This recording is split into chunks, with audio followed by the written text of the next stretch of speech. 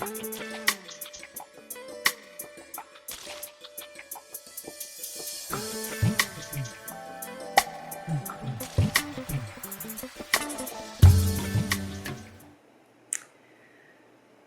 to my channel. My name is Isabella Young, and I'd like to thank all my subscribers and welcome those of you who are here for the first time. I hope you find this video entertaining. I'm about to do something that's very uncomfortable for me, and that's to talk about myself and my journey. I feel that since I'm sharing information from my book, Feeling Better Naturally, that you know more about me. I know that if I'm listening to someone give me advice on what to do, how to be, what to eat, how to move my body, then I want to know more about that person. And I know from personal experience that there are many people who step forth and put themselves forward as spiritual teachers and gurus and holders of ageless wisdom, and they're deceivers. They are liars, and many of them are also, I know from my own experience, they're also very dangerous pedophiles and murderers and predators upon the vulnerable. So I feel that if I share more about myself, then you can decide whether or not you want to listen to any of the information that I have to share. Firstly, I'm asking you not to believe me.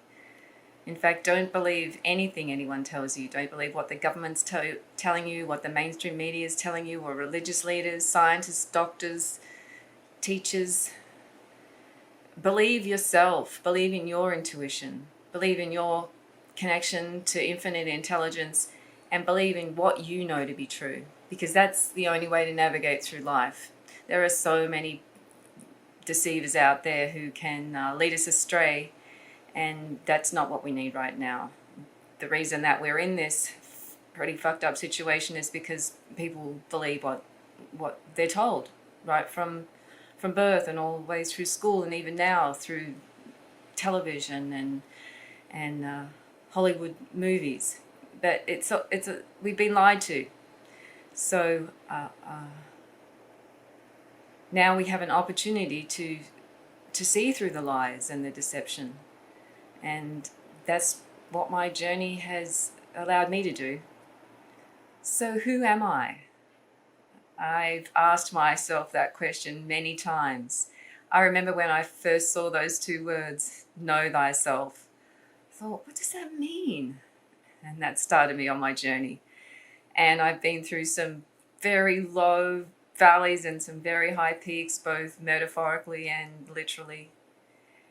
And I'm still learning. There's still a lot to know about myself. It's the most fascinating journey. While it sounds very self-absorbed, it's essential to know thyself.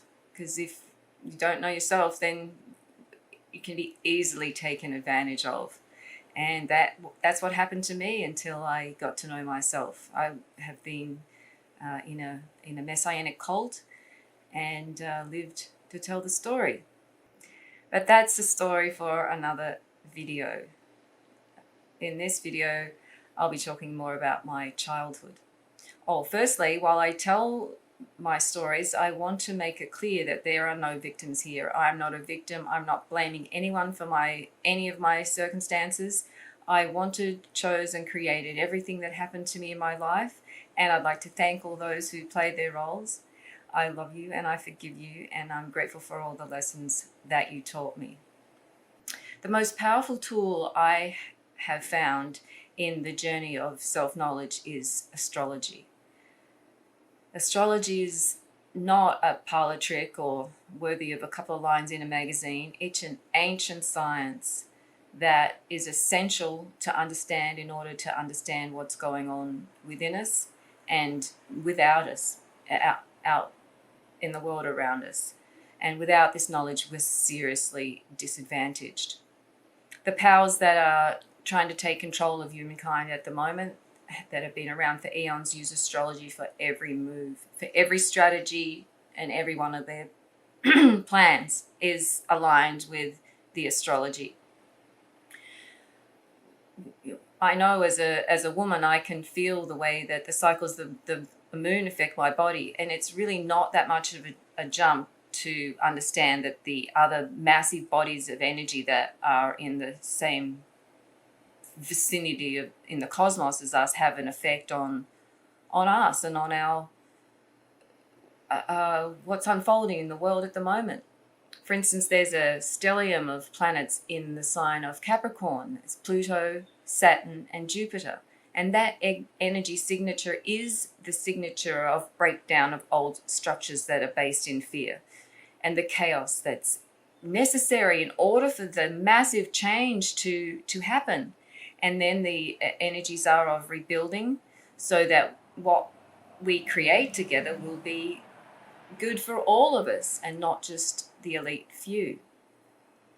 And by knowing this, then it's easier to understand what's happening, that this is a time of transit and change is, well, obviously happening, but it's change for the better, and that we're moving toward a society where there aren't a few controlling the many.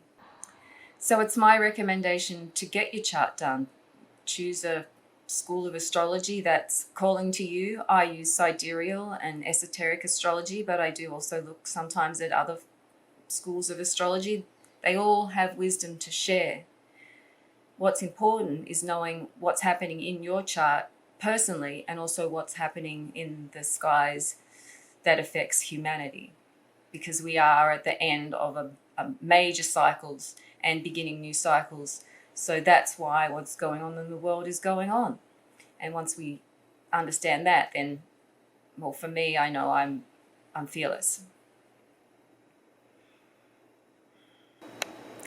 I was born under a Scorpio sun in a small town in New South Wales in Australia. And within 3 years, my parents and I and my two brothers were living in a larger country town in rural Victoria. My parents were both professionals, so we had material wealth and I had my own room in a lovely home. I had dance lessons and tennis lessons, and we took an annual ski trip and occasional overseas holiday. And I'm very grateful for the abundance and all the wonderful things that material wealth gave me when I was a child. But behind the material facade, life was hell. My mother chose to have an affair with a very close family friend and blew up 3 families, and it took me a long time to recover from that. And I'd like to share with you a story that I've written about that time, and that's another reason for this particular section of my channel. I'll be sharing some of the writing from my memoirs, and in that way you can get to know me and some of my other writing. I'd like to share a story with you that I wrote about that time in my life that really was my first major initiation, and I hope you enjoy it. It's called Wet Fish. When I look back at photos of myself taken before this moment in time, I can see the innocence, the joy, the excitement, and the hope in my eyes. It's taken more than 40 years for that light and that fire to return. My innocence has been lost forever, but my hope is eternal.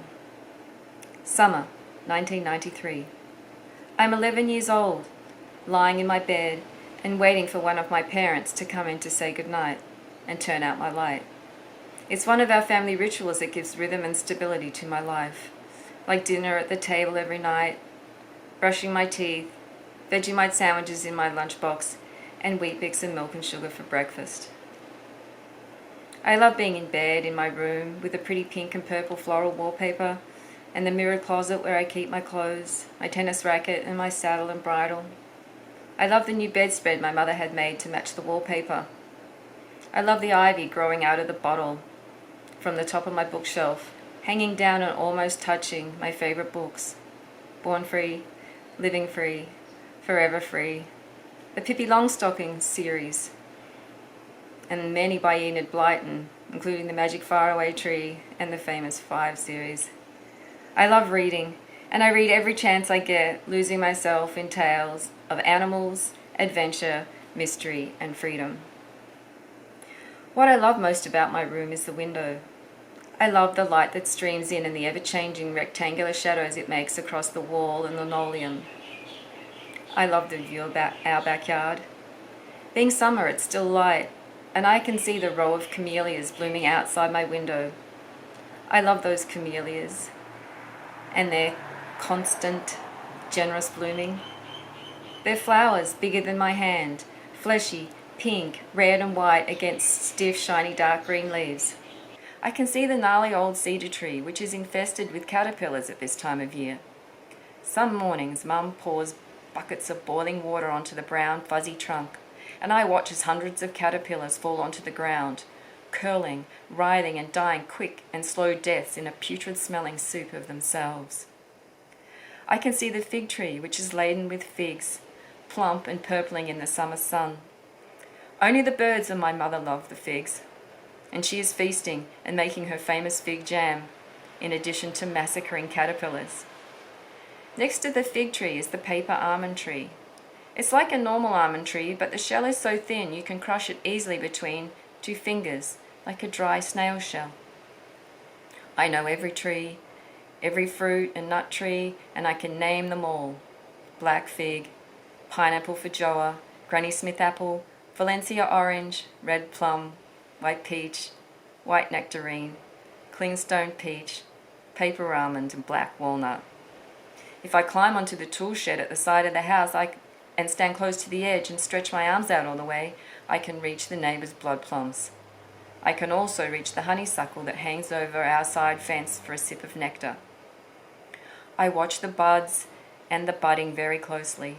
I note which blossoms become fruits. I watch them swell, and I know exactly when to pick them before the parrots find the tree and eat the lot.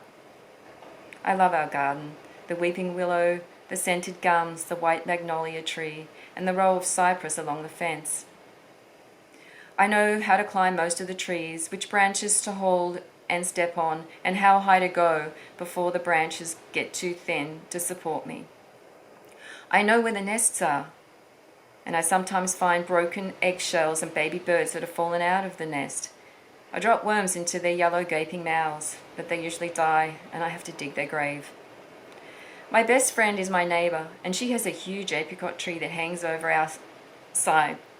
At this time of year, the apricots are ripening faster than we or the parrots can eat them, so we dry some of them on the tin roof of her shed.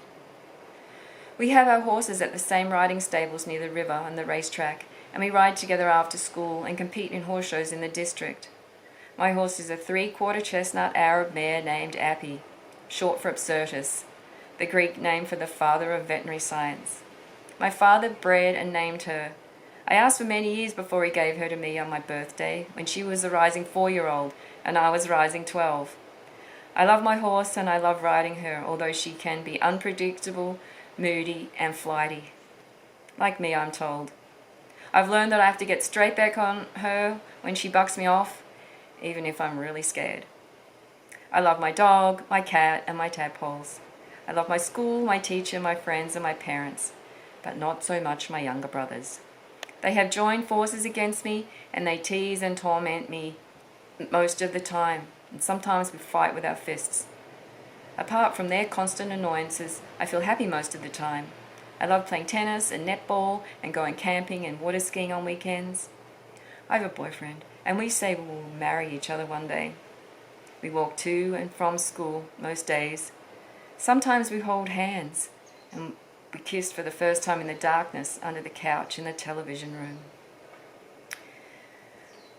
Tonight, my mother comes into my room, which is unusual. She usually puts her head around the door and says, "Good night, little one," before switching off the light. But this night is different. I move closer to the wall so she has room to sit down next to me, but not touching me. She doesn't like to touch me. She straightens the sheet over my chest with her delicate fingers bearing her large diamond rings. "Your father and I are getting a divorce," she announces. Divorce is what happens when two people who are married don't love each other anymore, she explains. We'll stay living here and your dad is going to live at the surgery. You can have dinner with him once a week and you can stay with him every other weekend and go on holidays with him. It will be best this way. It will be best for all of us. Off to sleep now. You've got school in the morning. She stands up to leave without kissing or hugging me. Good night. Sweet dreams, she says, closing the door behind her, leaving me alone in the dark. I had heard that word at school before, the D word, like the S word, the F word, and the C word. I know it's a bad word that means bad things, and I know that my life is going to change for the worse. I don't know anyone whose parents are divorced, and I feel the cloak of shame descending upon me. I feel sick and confused. I'd only heard my parents fight once.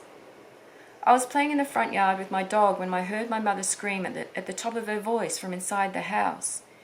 You're just a wet fish! It took me years to understand what she meant. My dad must have been crying when my mother screamed those words at him, plunging her scorpion sting directly into his beautiful heart when he was most vulnerable. She was using her signature move to get what she wanted and inflict maximum pain. No one was spared her venom.